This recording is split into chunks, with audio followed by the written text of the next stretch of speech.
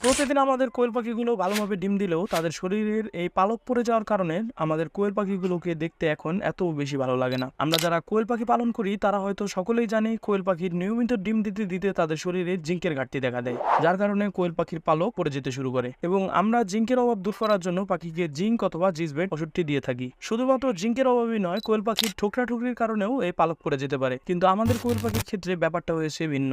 আপনারা আমাদের কোয়েল পাখিগুলোকে দেখতে পাচ্ছেন, তাদের শরীরের মোটামুটি প্রায় সব পালকই পড়ে গেছে এবং কিছু কিছু পালক নতুন করে উঠেছে শুধুমাত্র জিসবেট প্রদান করার কারণে, যা খুব ধীরগতিতে বড় হচ্ছে। আমাদের পাখিগুলোর মূলত বয়স হয়ে গিয়েছে, যার কারণে তাদের দেহের পালকগুলো পড়ে যাচ্ছে। আর সবচেয়ে বড় কমন ফ্যাক্ট হচ্ছে, পাখির বয়স হয়ে গেলেও পাখির দেহের 70%-এর বেশি পালকই পড়ে যায়।